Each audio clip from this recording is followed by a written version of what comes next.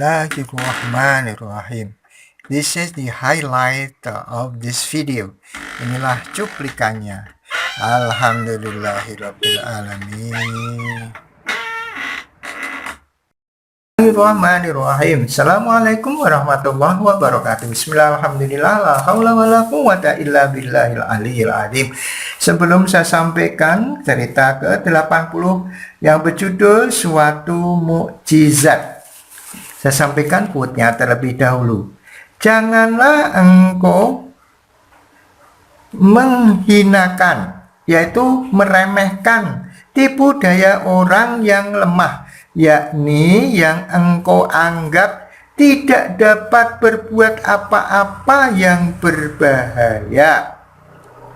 Sebab ada kalanya ular besar itu mati karena bisa atau racun kalajengking.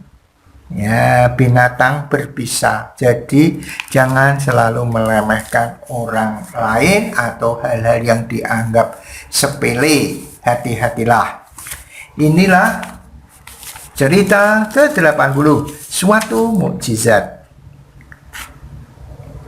Ketika itu, beberapa tahun yang lalu, ia sedang menderita sakit usus 12 jari dan tengah menjalani diet. Hampir 7 tahun ia menderita penyakit itu, sebab sudah berikhtiar berobat ke berbagai rumah sakit, namun belum juga sembuh. Dengan diapit istri dan anak-anaknya, ia memasuki jalan menuju Jamarot. Tiba-tiba ia terjepit di tengah-tengah arus manusia. Istri dan anaknya berusaha membawanya ke pinggir. Untuk itu, Pak Eka, panggilan akrabnya, sebut saja begitu, sempat melangkahi beberapa tubuh manusia yang roboh oleh desakan atau mungkin kekurangan zat asam, kekurangan oksigen. Badannya merasa semakin lemah, penglihatannya mulai kabur. Semula terlintas dalam pikirannya, mungkin Allah menghendakinya mati di situ. Namun Tuhan menghendaki yang lain. Ia justru mendapatkan kekuatan yang maha dahsyat, yang luar biasa saat melihat badan istrinya melemah seperti akan pingsan. Istrinya nampak shock karena tanpa terduga sempat menginjak tubuh manusia yang tergeletak di bawahnya dan mungkin sudah menjadi mayat. Dengan kekuatan yang ada padanya, istrinya ia bopong ke pinggir hingga selamat dari desakan arus manusia yang menerjang berbagaikan air bah. Setelah peristiwa mencekamkan itu berlalu, entah bagaimana tiba-tiba nafsu makannya meningkat. Karena itu, sekalipun makanan itu justru makanan yang dipantangkannya selama ini, dengan bismillahirrahmanirrahim, ia santap juga. Ia sudah siap menanggung segala risikonya. Tetapi aneh, perutnya tidak terasa sakit sedikit pun, tidak mual sedikit pun, bahkan tidak ada bengkak-bengkak yang biasanya timbul kalau ia makan makanan yang dipantangkannya. Bahkan juga terasa lebih segar dan ia merasa benar-benar telah sembuh dari penyakit menahunnya yang selama ini dideritanya. Alhamdulillah, semoga bermanfaat. Bismillahirrahmanirrahim. Assalamualaikum warahmatullahi wabarakatuh. Bismillahirrahmanirrahim. La haula wala quwwata illa billah. Alhamdulillah kita bisa berjumpa walaupun lewat dunia maya. Salawat dan salam marilah selalu kita sanjungkan kehadirat Rasulullah Sallallahu Alaihi Wasallam, Rasul pilihan Allah yang telah membawa kita minal zulumati ilan nur, dari alam kegelapan menuju alam terang benderang. Mari kita awali dengan bacaan basmalah. Bismillahirrahmanirrahim. Kita tahu bahwa semua umat Islam tentu mau melihat atau mengunjungi tanah suci untuk berziarah ya ke makom Rasulullah SAW, dan juga untuk melaksanakan rukun Islam yang kelima, yaitu ibadah haji. Kita semua yakin dan percaya bahwa tanah suci merupakan anugerah bagi Allah untuk manusia, di mana merupakan satu wahana ya pertemuan umat Islam seluruh dunia saat itu.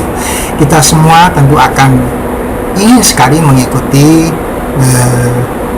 kegiatan itu berupa haji. Kalau toh tidak haji karena terlalu lama untuk menunggunya, mungkin kita bisa berumroh ya. Kemudian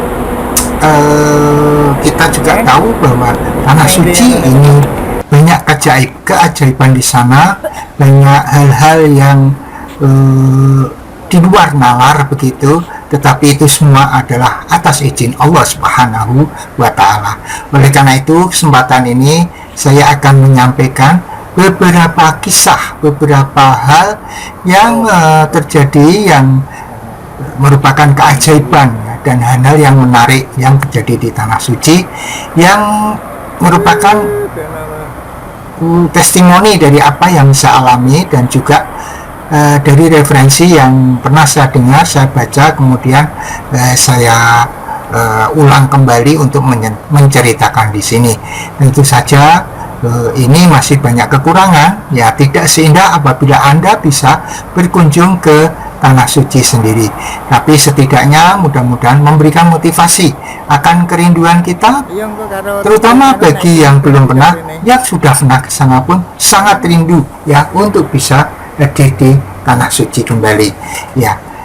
Yang saya hormati para pirsawan semuanya, jadi tujuan saya untuk mengunggah ini adalah untuk membunuh lupa, biar waktu yang ada pada diri saya setelah pensiun ini masih memiliki manfaat bagi orang lain, sehingga saya membuat konten ini.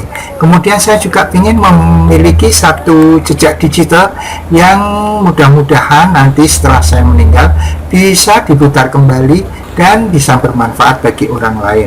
Yang ketiga, saya bertujuan untuk meningkatkan keimanan untuk saudara-saudara semua, juga untuk diri saya sepanjang masih hidup ini. Mudah-mudahan iman kita tetap meningkat ya, sebagaimana Allah berfirman, a'udzubillahi minasyaitonirrajim, bismillahirrahmanirrahim, ya ayyuhalladzina amanu taqullaha haqqa tuqatih wa la tamutunna illa wa antum muslimun. Ya ayyuhalladzina amanu, wahai orang-orang yang beriman, ittaqillah, mari kita tingkatkan ketakwaan kita kepada Allah. Wala tamutunna illa wa antum muslimun, jangan sampai kita meninggal selain memeluk agama Islam. Kita pertahankan keimanan kita, kita pertahankan keislaman kita, tidak hanya untuk diri kita, sampai anak cucu kita. Kemudian saya pesankan kepada anak cucu saya, kepada saudara-saudara sekalian, tegakkan sholat, tegakkan sholat, tegakkan sholat, sebagaimana Rasulullah berfirman, sabda Rasulullah Sallallahu Alaihi Wasallam, as-sholatu imaduddin, faman aqoma faqad aqomatin, wa man tarakaha faqad hadamatin. Sholat itu tiang agama, siapa yang menegakkan agama dia menegakkan sholat, atau ya menegakkan sholat maka dia menegakkan agama. Jadi barang siapa yang meninggalkan sholat maka dia adalah merobohkan agama. Kemudian disclaimernya, bahwa unggahan ini, di dalam unggahan ini mungkin ada kesamaan ide, kesamaan pandang, kesamaan pendapat, kesamaan nama, kesamaan tempat, mungkin itu adalah kebetulan, dan manakala itu mengganggu Anda, saya mohon maaf sebesar-besarnya. Kemudian saya tegaskan bahwa saya bukanlah seorang kiai, bukan seorang ahli agama, saya manusia biasa yang masih harus belajar. Maka kalau terdapat kesalahan, saya mohon maaf sebesar-besarnya.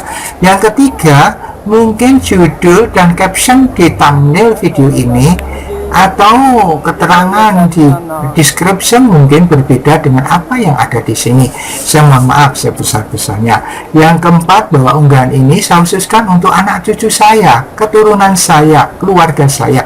Tetapi manakala Anda yang di luar keluarga saya mau mengikuti dan mau selalu menyimak channel ini, video ini, saya ucapkan terima kasih. Mudah-mudahan bermanfaat bagi Anda dan sekeluarga.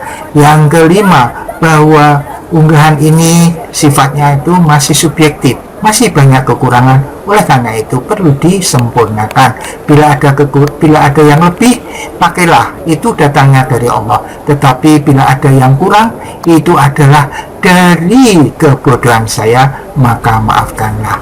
Maka sebelum saya tutup, saya doakan mudah-mudahan kita semua diberikan keberkahan, diberikan kesehatan, diberikan perlindungan dari Allah Subhanahu wa Ta'ala. Dan di samping unggahan ini, saya juga memiliki video-video yang lain yang bisa Anda simak setelah ataupun di video ini, yang bisa Anda tonton setelah ini. Mudah-mudahan bermanfaat. Assalamualaikum warahmatullahi wabarakatuh.